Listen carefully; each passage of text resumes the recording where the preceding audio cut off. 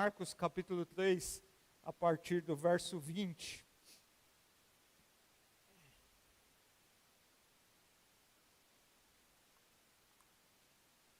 Diz assim a palavra do Senhor.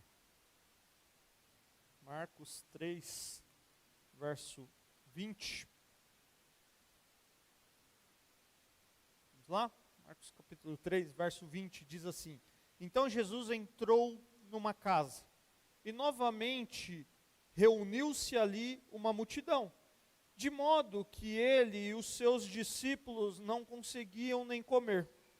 Quando seus familiares ouviram falar disso, saíram para trazê-lo à força, pois diziam: ele está fora de si.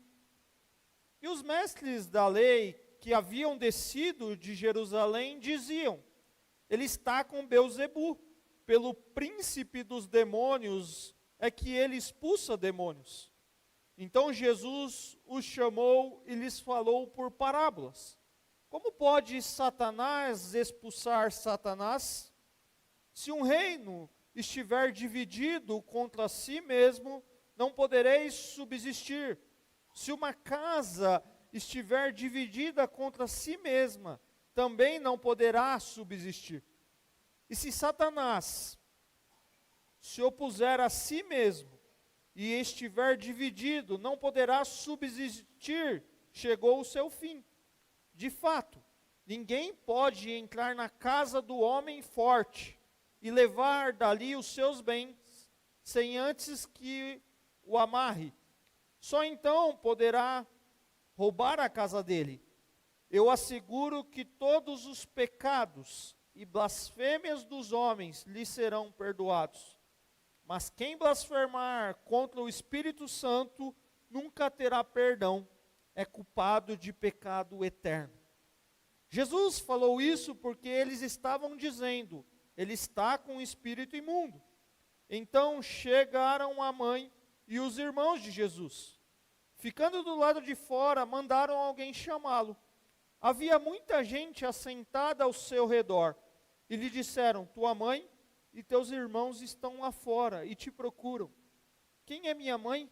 E quem são os meus irmãos? Perguntou ele. Então olhou para os que estavam assentados ao seu redor e disse: aqui estão minha mãe e meus irmãos. Quem faz a vontade de Deus, este é meu irmão, minha irmã e minha mãe.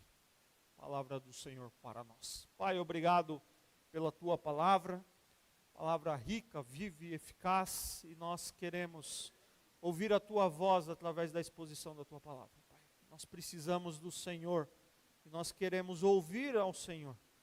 Fale conosco. Essa é a nossa oração, em nome de Jesus. Amém. Nos versos anteriores que nós refletimos a semana passada, nós vimos Jesus sendo procurado por uma multidão. E o relato da escolha e o comissionamento dos 12 apóstolos estão dentro desse contexto. E após registrar a escolha dos 12, Marcos agora volta a sua atenção à reação a Jesus. Jesus entrou em uma casa, nós não sabemos em que cidade, em que casa isso ocorreu, possivelmente a casa de Pedro em Cafarnaum, lá em 1:29, que nós já estudamos, o local da cura do paralítico, e eles estão novamente cercados por uma grande multidão, de tal forma que ele e os seus discípulos não podiam fazer as suas refeições. É mais um retrato para nós da intensidade do ministério de Jesus, a demonstração da profundidade da sua compaixão e de seu compromisso com o povo e com as suas necessidades. E quando a família de Jesus ouve isso, eles, preocupados com o bem-estar de Jesus, vão buscá-lo, vão resgatá-lo. E eles chegam a duvidar da sanidade mental de Jesus, e eles dizem: ele está fora de si. Parece-nos que eles queriam obrigar Jesus a voltar para casa com eles, deixar esse ministério que talvez na cabeça deles pudessem ser um absurdo. Eles poderiam talvez estar pensando que quem serve aos outros, a ponto de não ter tempo para si, como se alimentar, é incompetente para cuidar da sua própria vida, não tem condições mentais ou está nessa condição de fora de si, como eles chamam aqui. Parece que os ensinamentos e as obras de Jesus produziram um pouco efeito até esse momento nos membros da sua família. Imagino que eles não haviam entendido como ele poderia representar o caminho para Deus. E Marcos então introduz dizendo que Jesus entra na casa, reúne-se ali a multidão, de modo que ele e os seus discípulos estão tão ocupados que não conseguem comer. Seus familiares ouvem falar disso e saem para trazê-lo à força, pois eles pensavam que ele estava fora de si. E Marcos aqui faz uma pausa. Marcos para de falar da família de Jesus, dessa cena, e vai entrar em cena agora aqui para nós os mestres das leis. Aqueles que haviam descido de Jerusalém, como se fosse uma comissão de teólogos do judaísmo, e eles chegam mais uma vez como oposição a Jesus. Eles trazem acusações acerca daquilo que na visão deles seria um perigo para a religiosidade da nação.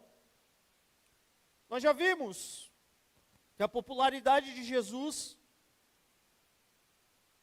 estava crescendo.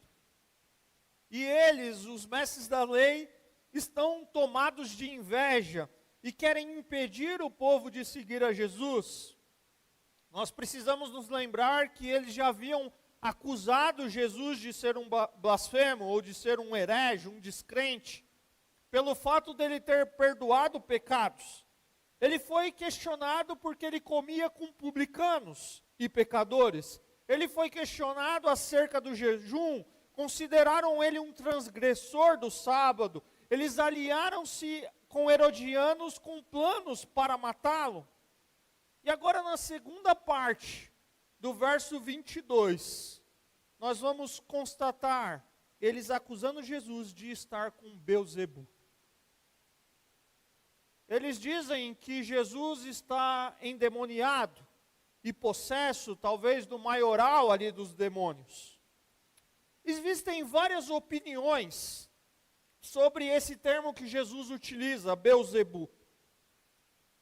Beelzebu, alguns vão dizer, e há uma concordância maior nisso, que é o nome depreciativo de Senhor das Moscas, com que os antigos hebreus chamavam o deus cananeu Baal. Mas Beelzebu é um nome que veio a ser aplicado a Satanás. E nós entendemos isso no próprio texto, com base na segunda parte do verso 22, com os textos paralelos de Mateus. E Beelzebu é definitivamente aqui o príncipe dos demônios. O que eles acusam é que a fonte do poder de Jesus é diabólica. A capacidade de Jesus em expulsar demônios prova que ele mesmo é controlado pelo poderoso demônio Beelzebu. Eles acusam Jesus de ser um mágico, dentro daquele contexto, um feiticeiro. Nós já vamos lembrar, e precisamos lembrar, que Jesus havia expulsado muitos demônios. Os demônios falavam enquanto Jesus os expulsavam, é o Filho de Deus. E eles agora estão acusando de Jesus estar possesso de um demônio.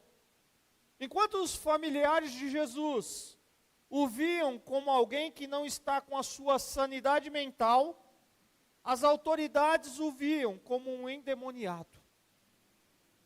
Na concepção deles, o Filho de Deus é o filho de Satanás. As acusações dos mestres da lei não ficam sem resposta. Jesus olha para eles, verso 23 até o 27, diz assim: então Jesus chamou e lhes falou por parábolas. Como pode Satanás expulsar Satanás? Se um reino estiver dividido contra si mesmo, não poderá subsistir.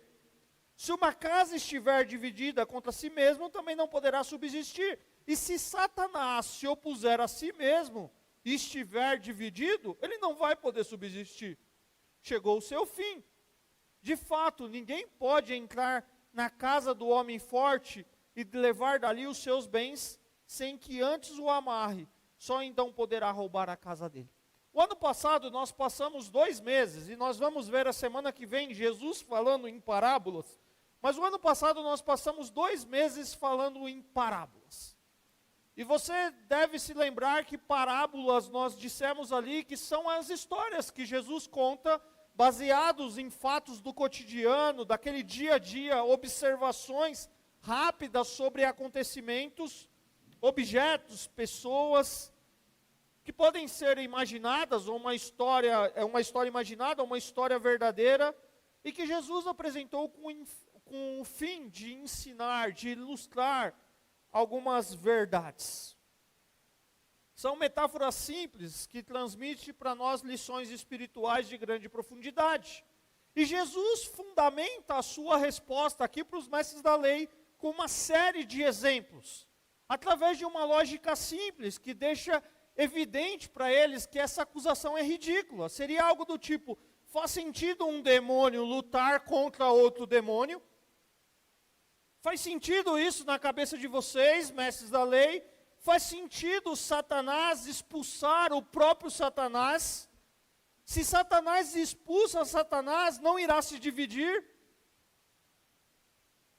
E ele olha e ainda fala: uma casa dividida, uma casa que tem contenda ali dentro, que vive brigando, ela também vai se desintegrar. Nenhum reino, assim dividido contra si mesmo, consegue sobreviver por muito tempo. Igualmente, as famílias estariam todas condenadas à ruína. Se isso é realmente o que Beelzebub está fazendo, ele não pode subsistir. Ele vai perecer, disse Jesus. E Jesus ainda argumenta, nós lemos aqui, verso 27, usando uma outra figura de linguagem. Ele diz assim: de fato, ninguém pode entrar na casa de um homem forte e levar dali os seus bens sem que antes o amarre. Só então poderá roubar a casa dele. E esses versos, em uma paráfrase mais contemporânea, seria como: acham que é possível, em plena luz do dia, entrar na casa de um homem forte e acordado e roubar seus bens sem amarrá-lo primeiro? Amarrem, ou então poderá roubá-lo. Quantos de nós já não vimos na televisão as histórias dos assaltos que as pessoas amarram aqueles que estão, colocam num cômodo da casa, e então vai roubar a casa. Ninguém está roubando ali a ponto daquele que está sendo roubado poder se defender. Ele isola aquele para que ele possa roubar a casa. E Jesus conta essa história para eles. Na vida normal, o ladrão não recebe a ajuda do dono da casa. Quem ajuda o ladrão? Eu espero que ninguém ajude, né? Nós não ajudamos. Em vez disso, ele tem que primeiro amarrar o proprietário da residência. Somente assim ele vai ter condição de roubar livremente. Jesus, em palavras e ações, está fazendo e ensinando para eles que ele está fazendo exatamente isso.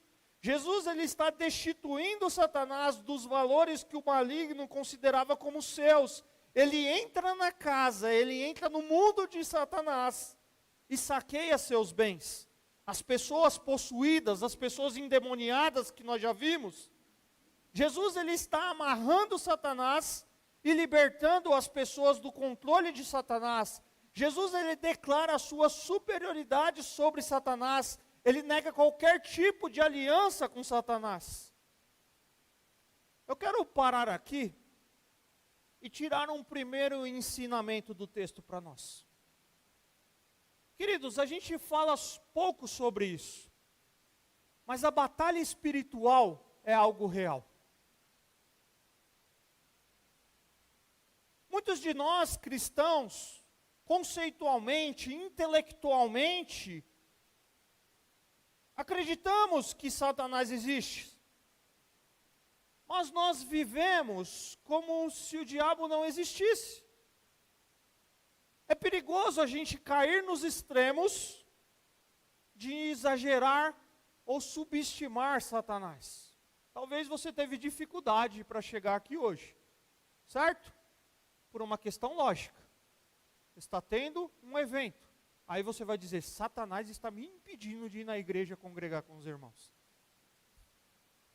Pode ser que ocorra isso numa particularidade de alguém, mas numa questão lógica, nós temos um evento próximo à igreja e temos dificuldade de chegar à igreja. Então nós não podemos exagerar, cair nos extremos. Agora, é verdade que Satanás, ele não está contente com a igreja dele reunida aqui nessa noite. Isso é uma verdade. Percebem a diferença dos extremos? A gente ignorar o fato dele não estar contente que nós estamos aqui. Satanás, queridos, não é Deus. Ele não é uma divindade caída. Ele não é o Todo-Poderoso. Ele é apenas um anjo caído. Mas ele é um inimigo poderoso, que muitas vezes tenta nos afastar da presença de Deus. Nós estamos envolvidos em uma batalha.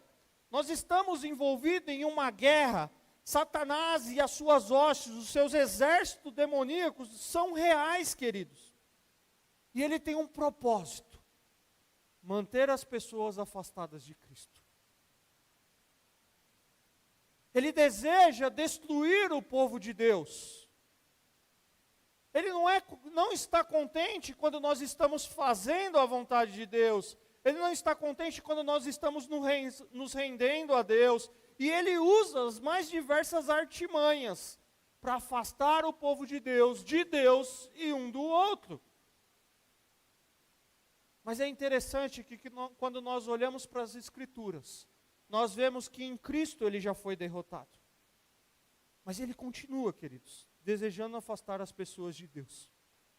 Trazer sofrimento, trazer discórdia no meio do povo de Deus. Isso ocorre e a gente ignora isso na nossa caminhada. Mas é algo que deveria ser mais real, não no extremo de dizer que você não chegou aqui porque Satanás queria te impedir de vir para a igreja, pelo trânsito que você pegou, mas na verdade de que ele não deseja que você escute a palavra de Deus, para que você se renda a Deus. Ele não deseja ver a igreja de Deus ativa, trabalhando, o povo de Deus se alimentando da palavra, sendo fortalecido, sendo moldado. Isso não é o desejo de Satanás. Mas eu repito, em Cristo ele foi derrotado. E nós vemos isso nas Escrituras, quando ele foi expulso do céu. Nós vemos isso durante o ministério de Jesus, que nós já falamos aqui. Nós vemos isso durante a vitória na cruz do Calvário. No fim do tempo, os diabos e os seus anjos serão jogados no lago. Que Deus, queridos, com a sua graça, em Cristo, nos ajude a não cedermos às tentações de Satanás. Porque com Jesus, nós podemos vencer as tentações de Satanás. A palavra de Deus nos diz que aquele que está em nós, de acordo com 1 João 4,4, aquele que está em nós é maior do que está no mundo. Filhinhos, vocês são de Deus, e os venceram, porque aquele que está em vocês é maior do que aquele que está no mundo. Por isso a gente não pode ignorar isso, mas a gente não pode se conformar com isso. Nós temos um Deus que nos ama e tem cuidado de nós, queridos. Mas nós não podemos ceder às tentações da nossa própria carnalidade ou de Satanás e nos render diante disso. Nós precisamos ter percepções. Repito, a gente não pode dar méritos que não é do demônio para o demônio, mas a gente não pode ignorar o capeta, queridos. E os caras olham para Jesus ali e têm coragem de dizer que o que Jesus estava fazendo era de Satanás.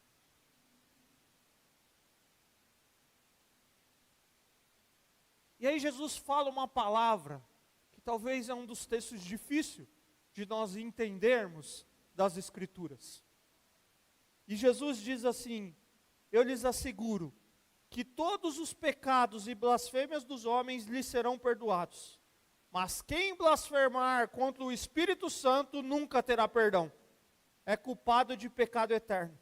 Jesus falou isso porque eles estavam dizendo, ele está com o espírito imundo. Vamos lembrar do texto. Jesus havia acabado de ser acusado de agir sobre o poder de Satanás. Ele nega isso, mostrando logicamente que não faz sentido o que eles falaram. Aquilo é uma mentira, uma falácia. Agora ele mostra de forma positiva a fonte da sua autoridade. Jesus já havia dito para eles que o Filho do Homem, o Filho de Deus, tem autoridade na terra para perdoar pecados. E agora ele estende um limite do perdão de Deus. Jesus diz assim, todos os pecados e blasfêmias serão perdoados, exceto quem blasfemar contra o Espírito Santo. Agora é interessante, não sei se isso te chama a atenção, lendo o texto aqui comigo, que Jesus traz um assunto para discussão que até então ele não havia sido mencionado pelos mestres da lei. Eles não estão atacando o Espírito Santo, eles estão atacando a pessoa de Jesus. E Jesus menciona o Espírito Santo. Percebem isso? E quando Jesus, ele fala do Espírito Santo, Jesus anuncia para eles a fonte da sua autoridade. Jesus é guiado pelo Espírito Santo, que opera por meio dele. Nós precisamos voltar lá para a narrativa do batismo, Marcos 1, de 10 a 12, que diz assim que saiu da água, Jesus viu o céu se abrindo e o Espírito descendo como pomba sobre ele. Então veio dos céus uma voz, tu és o meu filho amado, em ti me agrado. Logo após, o Espírito o impeliu para o deserto. Querido, Jesus está ensinando para aquele povo que ele não está possuído por Satanás. É o Espírito de Deus que habita nele. Porque Jesus, no verso 30, nós vamos ver que eles estão dizendo que Jesus estava com um espírito mau, com um espírito imundo.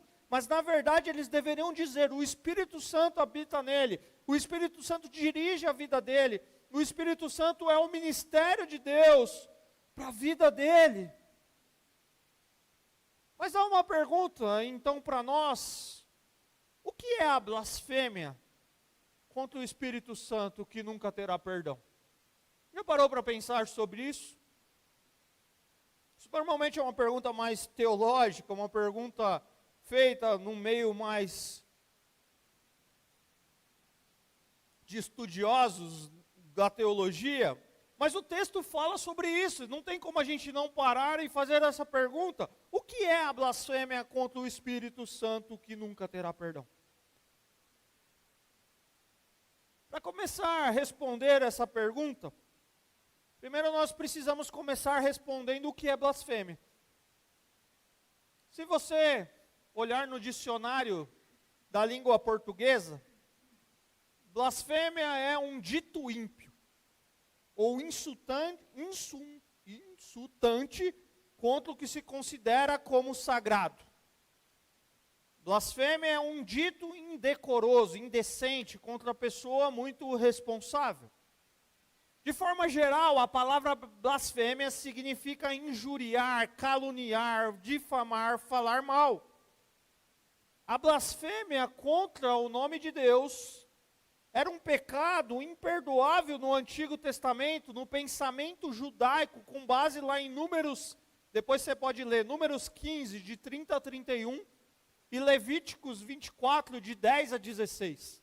Ali fala sobre a responsabilidade do povo de Deus ao falar o nome de Deus e a blasfemar contra o nome de Deus. E os mestres da lei, com esse pensamento, eles julgaram Jesus passível de morte porque ele perdoava pecados, dizia ser Deus, e isso para eles era uma blasfêmia.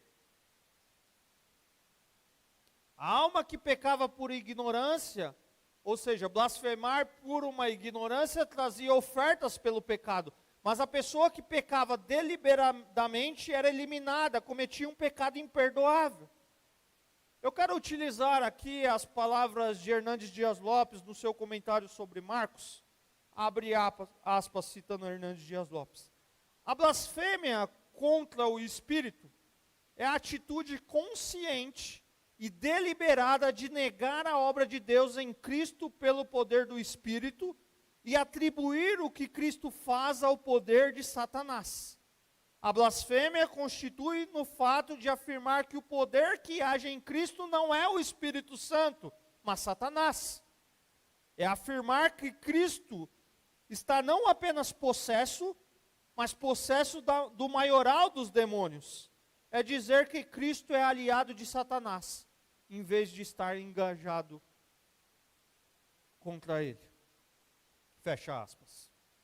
Aqueles que cometem a blasfêmia contra o Espírito Santo, dizem, como eles estavam dizendo aqui, que Jesus é um ministro de Satanás. Que a fonte do seu poder não é o Espírito Santo que Jesus traz para a conversa, mas é Belzebu. É imperdoável porque eles rejeitam que o Espírito Santo e a Cristo, dizendo que o Espírito Santo e a Cristo, eles rejeitam dizendo que o Salvador é ministro de Satanás. É imperdoável, queridos, porque é um pecado consciente, intencional e deliberado de atribuir a obra de Cristo pelo poder do Espírito Santo a Satanás. Esse pecado constitui uma irreversível dureza de coração.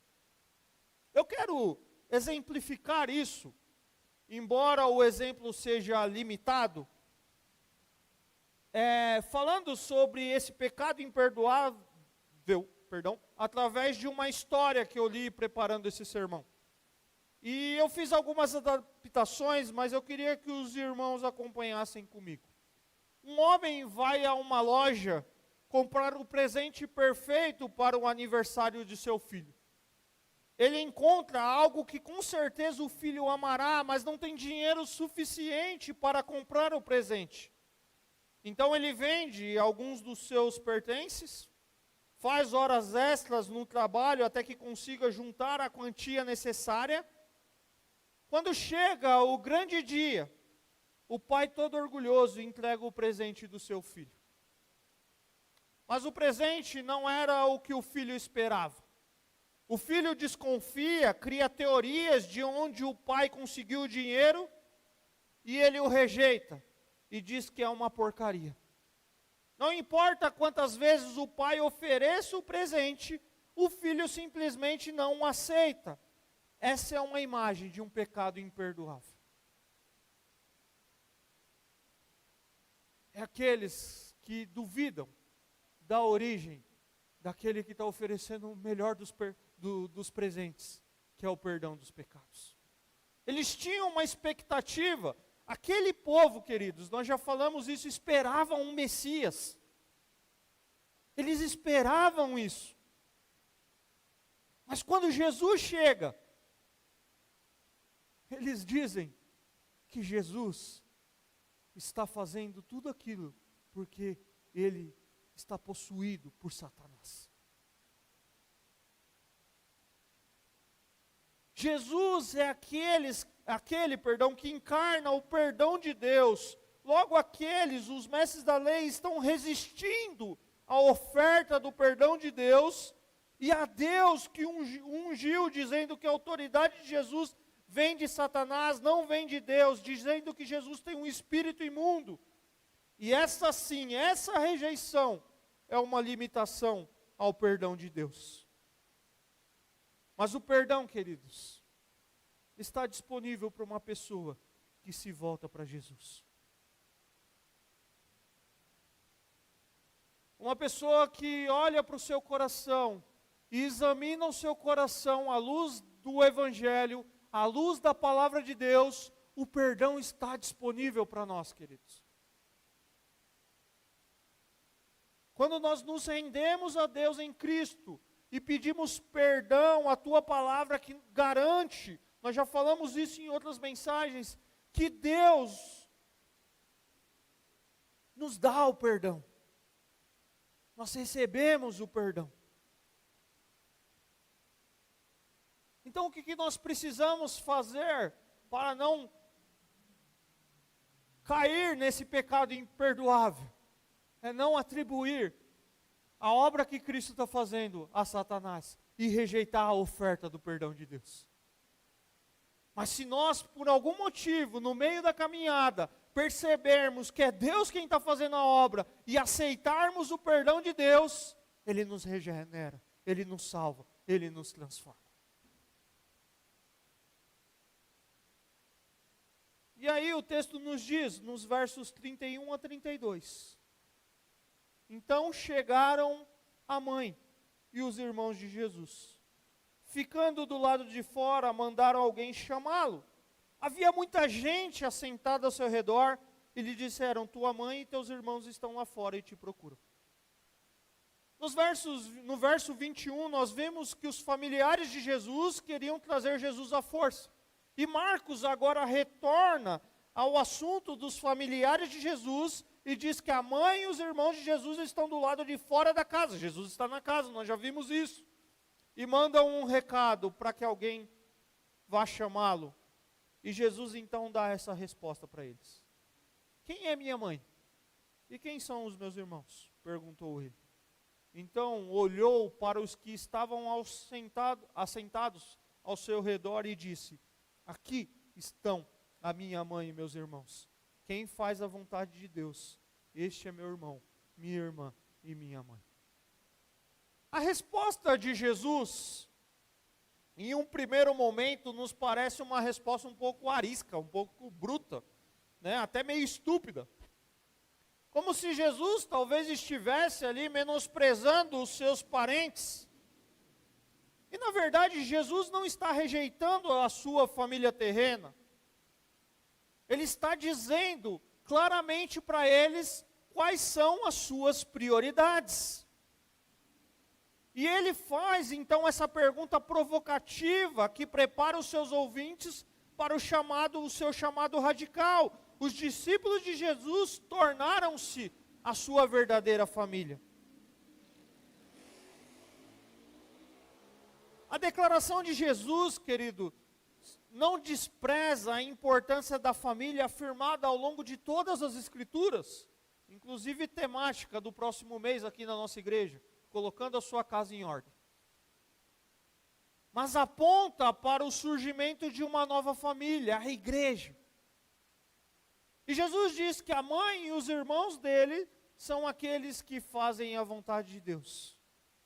Aqueles que ouviram o chamado e desejam viver como Deus deseja que eles vivam e serem praticantes da palavra. O propósito de vida de Jesus é fazer a vontade do seu Pai. E ao segui-lo, os discípulos também estão fazendo a vontade de Deus. Queridos, só é possível fazer a vontade de Deus entrando em um relacionamento com Ele por meio de Cristo Jesus. Pertencendo a essa nova família que Deus nos dá. O Novo Testamento deixa para nós evidente que o objetivo de Deus para todos os crentes é que eles se assemelhem a Cristo. E é através do Espírito Santo habitando, operando em nós, nos moldando, nos capacitando, que nos tornamos parecidos com Cristo. E nós vamos nos tornando parte dessa família de Cristo Jesus. Em outra ocasião, os irmãos devem se lembrar, Lucas 14, de 26 a 27, Jesus está falando do discipulado e da importância de se submeter ao senhorio de Cristo, e Jesus declara assim: se alguém vem a mim e ama o seu pai, sua mãe, sua mulher, seus filhos, seus irmãos e irmãs, e até a sua própria vida mais do que a mim, não pode ser meu discípulo. E aquele que não carrega a sua cruz e não me segue, não pode ser meu discípulo. Quando nós ouvimos o texto de Marcos, que parece que é uma resposta bruta de Jesus, e quando nós lemos esse texto de Lucas, chegamos a uma pergunta: a condição então para ser discípulo de Jesus seria o ódio às pessoas mais próximas, à família e à nossa própria vida? Obviamente que não. A expressão que Jesus utiliza aqui, aborrecer ou odiar, que talvez esteja aí na sua versão odiar, equivale a amar menos. O pedido de Jesus é que quem o segue, quem é o seu discípulo, deve renunciar à disposição em amar qualquer outra coisa que não seja Ele. Isso inclui família, isso inclui trabalho, isso inclui igreja, isso inclui ministério e tantas outras coisas que a gente poderia acrescentar aqui. Porque o discípulo de Jesus, ele entende que o mestre precisa ser o centro da sua vida. O mestre é o ponto principal, ele deve ocupar o primeiro lugar na vida do discípulo. A exigência de Jesus para o discipulado, para esse caminhar, é que é preciso ter um comprometimento sério com ele.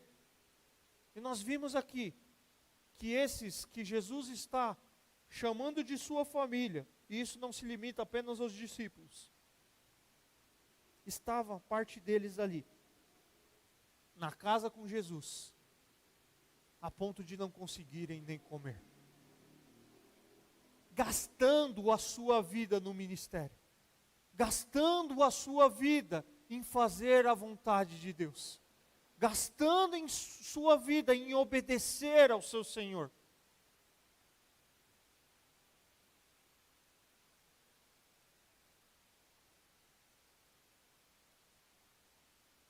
Ser um discípulo de Jesus, queridos, é muito mais do que tomar a decisão de fazer parte de uma igreja. Porque discípulo é alguém que, arrependido dos seus pecados, tomou a decisão de receber a Jesus como seu Senhor e Salvador, renunciando à sua própria vida, e em plena submissão a Jesus, assume um compromisso radical de continuar crescendo na sua vida cristã. E por isso o mestre é o centro da sua vida. Então o primeiro passo para ser um discípulo de Jesus é reconhecê-lo como um único e suficiente Salvador, capaz de perdoar pecados. Fazer parte dessa família que Jesus está chamando de sua, é para aqueles que foram perdoados os seus pecados, para aqueles que se renderam a Cristo Jesus. E seguir a Jesus, queridos, é uma questão de obediência, porque para fazer parte da família de Jesus, seus seguidores devem estar dispostos a obedecer a Deus. O convite para o caminho do discipulado com Cristo é um convite a todos, homens e mulheres, dispostos a viver uma vida de obediência. Eu quero usar como ilustração aqui, não estou aplicando isso como uma verdade que você precisa fazer, mas como uma ilustração, a situação que os discípulos estavam vivendo aqui, queridos. Eles estavam com Jesus, obedecendo a Jesus, deixaram tudo para Jesus, seguir Jesus, estão numa casa, estão provavelmente, em outros textos, nós vamos ver o próprio Jesus cansado. Estão aqui com fome, porque eles não podiam comer. A família de Jesus está achando que ele pifou, que ele não está legal. As pessoas estão atribuindo o que Jesus está fazendo a Satanás, mas eles estão ali com Jesus, gastando a sua vida em ministério, em serviço com Jesus. Isso é um convite para mim e para você, meu irmão, a gastar a nossa vida em serviço, em obediência ao Senhor Jesus. Não somente aqui na igreja, mas além das quatro paredes da igreja. Nós gastamos, e aqui não é uma crítica, eu estou fazendo um exemplo, mas nós gastamos e muitas vezes almoçamos tarde, ou nem almoçamos pelo nosso trabalho, pela nossa responsabilidade. Quem aqui já deixou de almoçar alguma vez no trabalho para entregar um trabalho? Eu já fiz isso. Mas quantas vezes nós, aqui aos domingos, e eu estou ilustrando, tá? Não é uma crítica, mas para que você pense além disso, quantas vezes aqui aos domingos, quando o culto começa a estender um pouquinho a EBD 11h05, 11h10, 11h15, 11h20, 11h30, 11h45, a gente não chega nisso. Você está desesperado, querido. Você acorda às 5 horas da manhã e eu faço isso para ir se divertir, fazer a viagem que nós programamos. Mas quantas vezes nós cedemos um tempo da nossa vida para gastar a nossa vida em serviço ao reino? A gente precisa aprender com os discípulos de Jesus. Porque Jesus olha para aquilo e fala assim, são esses que são a minha família. Não porque ele está rejeitando os seus familiares, mas ele está falando, aqueles que estão vivendo esse momento daquilo que eu estou fazendo aqui.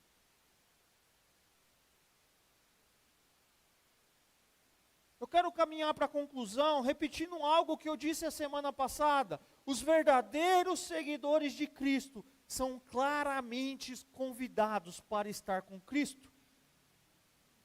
O chamado de Jesus é um chamado para ser um seguidor do Mestre. E começa pela pregação da palavra, quando nós nos rendemos a Ele, e nós reconhecemos Ele como Senhor e Salvador das nossas vidas. O chamado de Jesus começa quando nós ouvimos esta ordem e obedecemos a ela, siga-me. Começa com essa aceitação do dom gratuito da graça, da misericórdia, do relacionamento com Deus em Cristo e da promessa de vida eterna. É assim que começa um chamado para viver nessa família de Cristo Jesus. Nós vimos que a família de Jesus imaginava que ele pudesse estar fora de si. Os líderes religiosos acusam Jesus de estar endemoniado. E Jesus diz, não posso estar debaixo do controle de Satanás, porque eu já amarrei Satanás. E mais uma vez aqui, queridos, nós vemos uma oposição. Nós vemos uma rejeição a Jesus. E esse é um tema muito importante que percorre Marcos. E eu já falei isso aqui em alguma outra das mensagens. Nós podemos enfrentar a oposição como Jesus enfrentou. Até mesmo da nossa própria família. É quando você é cristão e o outro não é cristão. E ele entende que para você estar com ele num shopping ou qualquer outra coisa, você pode gastar horas ali, mas para você ficar 2, 3 horas na igreja, isso gera um conflito no seu casamento. É oposição dentro de casa. O meu pai nunca nos proibiu de participar da igreja. Mas uma frase que muitas vezes involuntariamente ou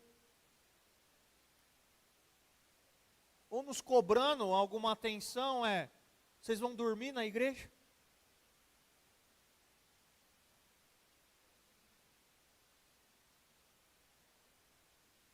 E não era uma oposição, mas era talvez uma cobrança ali por estar mais em casa.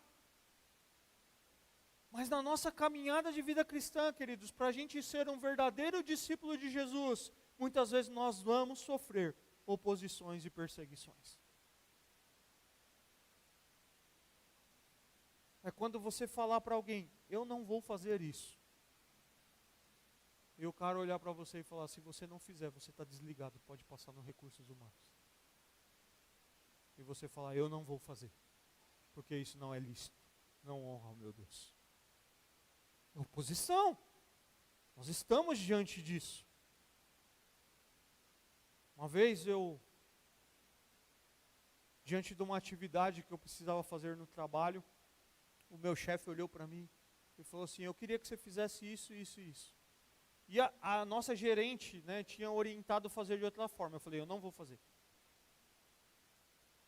eu estou falando para você fazer. Eu falei, não vou fazer. Por que você não vai fazer? Eu falei, porque lá na reunião, você vai pôr eu para explicar. E o que você está pedindo para eu fazer, não é o que a chefe pediu para fazer. Não fui desligado, mas poderia ter sido desligado da empresa. Porque se eu recebi uma ordem, eu entendi a ordem, por que eu vou fazer diferente daquilo que estava claro do que deveria ser feito? Viver é um exemplo para a gente pensar da profundidade de viver um relacionamento com Cristo Jesus. Nos leva a essa esfera de rejeição, de oposição.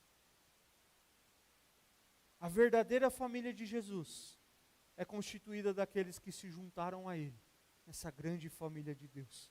Essa família, igreja, é constituída daqueles que fazem a sua vontade e que estão dispostos a perder, inclusive a família, em consequências de seguirem a Jesus.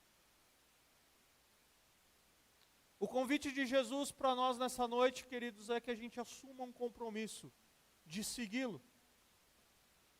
É aceitar um relacionamento pessoal, de amor, é assumir um compromisso de relacionamento com uma pessoa que o ama profundamente a ponto de dar a sua vida por você. Esse é o primeiro convite para nós. É ouvir essa voz dizendo, eu te amo, eu te perdoo, eu te restauro, eu te transformo, eu te aceito. Esse é o convite de Jesus para nós, queridos. Mas a palavra de Jesus também nos diz que nós estamos numa batalha. O inimigo não está satisfeito em fazer, em seguir, em as pessoas seguirem Jesus. Nós não atribuímos tudo a Satanás, mas nós não negligenciamos Satanás. Ele não é Deus. Ele não caiu. Ele não é esse Deus que foi expulso da presença do grande Deus. Ele é um anjo caído, mas que muitas vezes está usando e nos tentando e nos fazendo nos distanciar do nosso Deus. E nós estamos nessa batalha. E nós não podemos lutar por nós mesmos. Nós precisamos de Cristo Jesus lutando por nós. Aquele que venceu.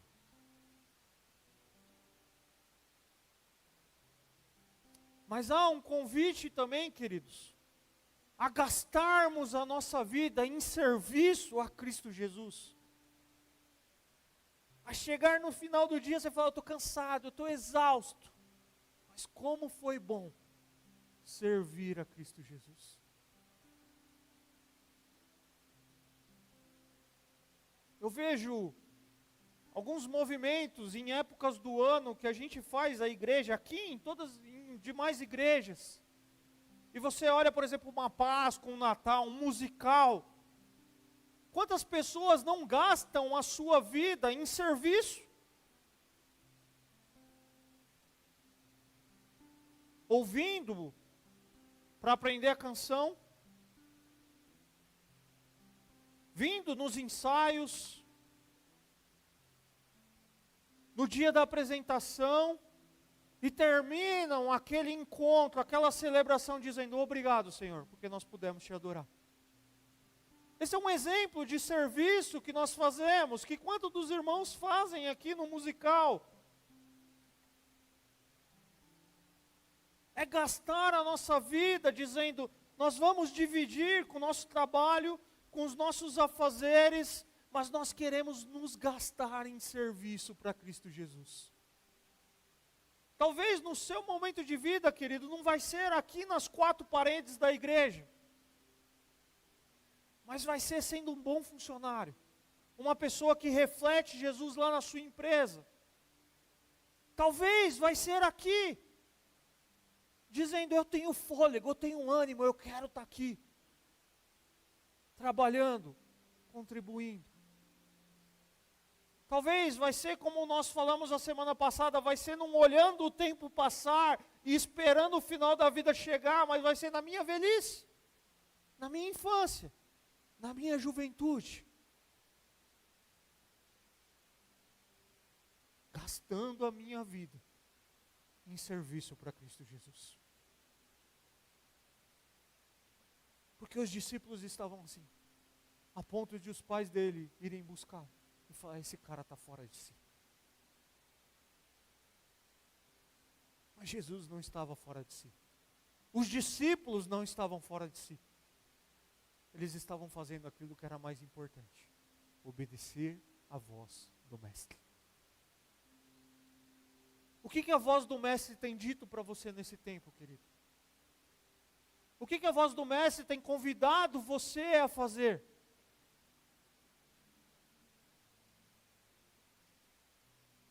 O convite é para você ouvir a voz do Mestre. Voz essa que talvez está dizendo: se renda a Cristo Jesus.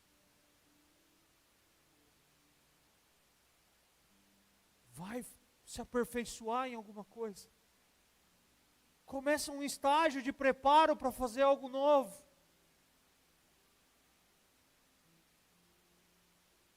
Uma vez, eu já contei essa história aqui, e com isso eu encerro. No segundo ano do meu seminário, eu mandei um e-mail para a reitora do seminário e falei que eu ia trancar o curso.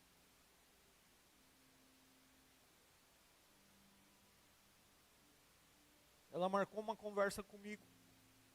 Nós conversamos, nós oramos junto. E ela falou assim: Bruno, você lembra do dia que você falou? O que você falou? Ela entrevistava todo mundo que entrava no seminário. Você lembra o que você falou para mim quando você chegou aqui? E eu lembrava de algumas coisas. Ela falou: isso que você está vivendo aqui é só uma etapa daquilo que Deus deseja fazer na sua vida.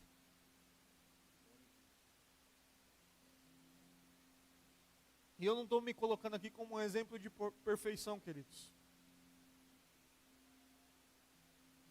Mas Deus trabalhou no meu coração para que eu pudesse aprender a ouvir a voz do Mestre e a seguir Cristo Jesus. E eu louvo a Deus quando eu entro numa sala de aula no seminário e eu vejo uma turma de jovens envolvidos na sua igreja e cheios de sonhos para servir Cristo Jesus. E eu entro ali e ensino liderança, ensino gestão eclesiástica e olho para aquele povo e diz: vale a pena seguir a Jesus. Porque vale a pena, queridos, seguir Cristo Jesus. Não importa as dificuldades, não importa as lutas, vale a pena seguir Cristo Jesus. Vamos orar?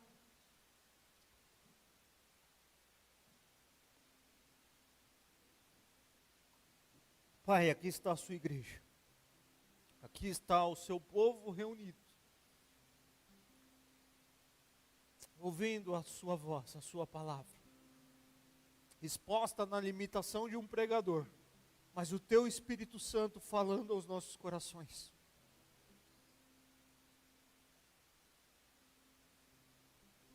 Nos fazendo olhar para essa cena e vendo a mãe de Jesus, os seus familiares indo até ali, achando que ele está fora de si,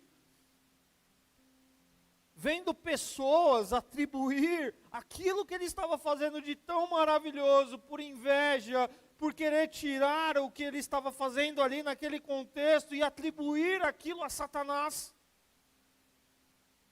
Nós vemos mais uma vez a maravilhosa capacidade de Jesus de falar, de ensinar, de combater aquilo. E nós vemos a família chegando ali.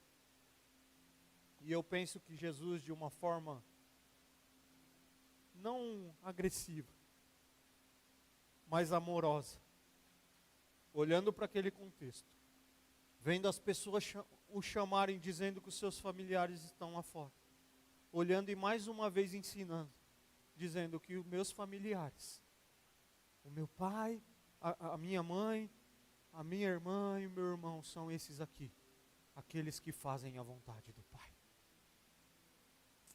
Pai, a igreja do Senhor é composta desses, daqueles que ouviram o seu chamado para o seguir, daqueles que gastam a sua vida em serviço, e esses pertencem à sua família. Mas talvez tem gente aqui entre nós que ainda precisa se render a esse chamado e dizer: eu quero ser um servo do Senhor, eu quero ser um discípulo do Senhor. Talvez outros, ó Deus, o Senhor os tem incomodado para fazer algo diferente, a dedicarem a sua vida em serviço ao Senhor, a ponto de não terem tempo de naquele dia fazer uma refeição, mas em estar obedecendo ao Senhor e à sua vontade. Que essa seja a nossa disposição, não porque em nós tem algum mérito, mas por meio de Cristo Jesus o Senhor nos ajude. Essa é a nossa oração em nome de Jesus. Amém. A vida se manifestou como um de nós se fez, a si mesmo esvaziou, o seu sangue derramou, servo sofredor, a luz do mundo, promessa viva que se cumpriu, palavra que nos leva das trevas à luz,